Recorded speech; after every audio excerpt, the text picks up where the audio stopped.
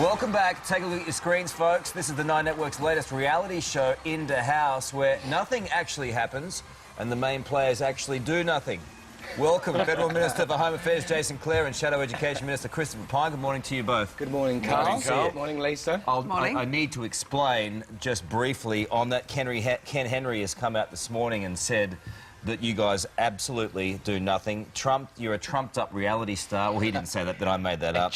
There's no big ideas anymore in government, no commitment to reform. There's nothing. Zero. Donuts. It's a 24/7 reality show. He said along those lines that nothing happens in the day-to-day politics, and it's a real shame. Is it? Is it true? Jason, first up. Well, I don't think so. Have a look at the things the government's doing. National Broadband Network, the National Disability Insurance Scheme. Ken's saying that we're focused on the short term, but these are things that are going to make a difference for the country in 10, 20, 30 years' time. I guess it is true that the cameras are always on politicians, and a bit like Big Brother, if you're not being yourself, then you'll get caught out very quickly. But have a look at the things the government's doing. They're big things that'll make a difference. It's that daily cycle, though, responding to social media and getting caught in that. He makes a decent point, doesn't he? Yeah, and it's the job of politicians to answer questions and be transparent and responsible for the things that we do. But I don't think it's fair to say that government is not doing things or politicians don't work together to get things done. There are some similarities with some of the reality TV shows. Christopher Pyne. Which ones would you say? I reckon you're a start-up for The Voice, Christopher. Well, they've tried to get me to sing on this show before, actually, Jason. Is that right? Now's your opportunity right now. The trap. I think... I think you suggested it. I don't want to be Craig Emerson. Exactly. Craig Emerson's done that. I think he's ruined it for all time, for all politicians. I think Ken Henry's showing his generation, actually.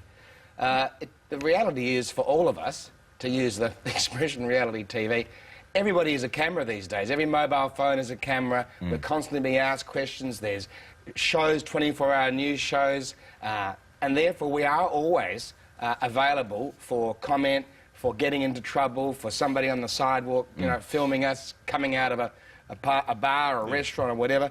Truth is, politicians are always on these days, and Ken Henry is sort of hankering after some past generation of politicians. Well, you've simply got to be on all the time. But that doesn't mean you can't do big things. And we've been announcing big policies yesterday, industrial relations. I guess Ken is most of us are kind of jumping around with the government's constant changes to the budget. And tax we'll get onto that in a second if you keep your answers tight. Yes, exactly. Just before we move on, your favourite reality show? Well, actually, I do, but it's not on your network. That's okay. My children and I are a bit obsessed with The Loser. The biggest loser. The weight loss one. Yes. Why is that? Well, I think when they start off and then when they finish, the transformation is dramatic. No, that's not true. That's not true. Christopher, you just love it for the tracksuit. You love the tracksuits. Well, I don't own a tracksuit, Jason. See, that's weird. I don't own a tracksuit. You're Australian. Do you own Ugg boots? John Howard tried to get me into a tracksuit years ago. Let's go there. And I don't think I could do it. Do you own Ugg boots? No, I don't own any Ugg boots. Oh, we're going to put you through a transformation. Okay, I'll get you some Ugg boots and I'll get you some trackies as well. I never leave my suit. I'm the reality TV show star that's always in a suit. Let's move on Too to much some information. Policy. Let's get some depth to this discussion. Jason, news this morning that the government is going to close the loophole for foreign investors who are not paying that capital gains tax. Is that true? This deals with foreign investors who buy multi-million-dollar properties in Australia and then don't pay capital gains tax when they sell the property. So we're looking to close that gap. If you or I sell a property, then we pay capital gains tax if we sell it for more than we bought it for. And it's only smart and appropriate that if somebody from overseas buys a house and then sells it for a lot more, they pay tax on it as well. So that's designed to close this gap. Will you support that, or will it stifle investment? Well, we'll look at the detail. We haven't seen the detail. I've only seen the story in the Daily Telegraph, but it looks perfectly straightforward. Foreign investors should pay their share of tax, whether it's capital gains tax or land tax. It's amazing that it hasn't been done before. It is a bit surprising, but if Canada and the US have got certain arrangements which we don't have, if the government's implementing those, I'm sure it does we'll agree at the to moment. But if you live overseas, it's easier to get away without paying it. So this is a way of creating a sort of a withholding tax to make sure that you do pay it, and you can't get away without paying their share. Everyone should. Let's get on to the budget. How big's the black hole going to be? 12? 60 billion?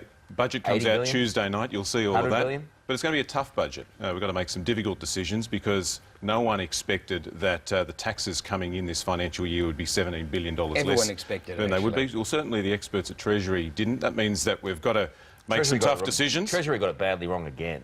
Well, Treasury make some decisions based on the best estimates that they can get. The same people that worked for Christopher work for this government. Sometimes it's higher, sometimes it's lower. The point is the budget comes down Tuesday. We've got to make space for the priorities that we've set, funding the National Disability Insurance Scheme, but also more money into schools to help young people make sure they've get the education they deserve. That's what you'll see on Tuesday night. Given these ongoing problems, Christopher, with Treasury getting the numbers wrong, if you get into government, will you be making some changes at Treasury? Well, look, Treasury doesn't get the numbers wrong. What happens is, because I've been in Parliament 20 years, the Treasury turns up to the Treasurer and says, this is the band of estimations. This is the lowest it could be, this is the highest it could be.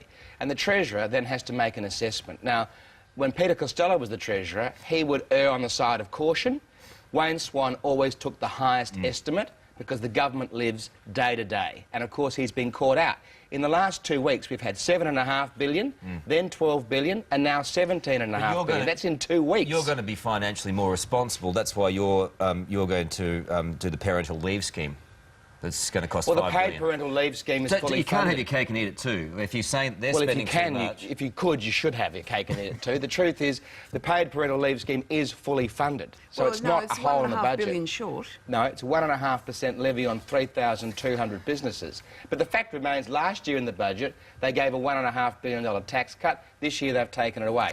Last year in the budget, they gave people a family tax benefit Part A increase. This year, they took it away. So they're taking away benefits, they're taking away tax cuts, yet apparently they're still spending money. So the problem with the government's message is they say the budget's in free fall, we have no money, and then they announce huge spending proposals. So the public are spinning around like a top, wondering what the actual message should be. Carl, just following up on that, I was at Barella railway station last week and someone said to me, imagine if Tony Abbott wins the election this time next year, there'll be massive cuts to education, massive cuts to schools, massive cuts to health, there'll be an increase in income tax and a cut to the pension. Cut education. That's the real risk that we face if Tony Abbott's elected later this You year. can't say this again. Last year, the Prime Minister was saying, if we give you this tax cut, Tony Abbott will be knocking on your door, ripping it off you. Well, she ripped it off people this week. She also said, if we give you the family tax benefit Part A, Tony Abbott will be knocking on the door to rip it off you. She ripped it off people this week. She said she'd never increase the Medicare levy. She's increased it by $0.5%. Way too long to get into it today. If you want to get into it, if you want a Barney Rubble, you've got to do it at the start of the segment. Bring your A game. Next time we'll run All right. Just two quick points. One, the tax cuts that the government's their implemented show. mean that for the average family, they're paying $3,000 less now than they were Do before. you want to talk to my producer? Hang on. Just in that case. Yeah, someone's screaming in our Gotta go to a ear at the break. moment. Yelling at What And about next Ben time... Fordham? Ben, what's the buzz for, Well, they're like a couple of feral cats, aren't they? It's great. Coming up on the buzz, we've got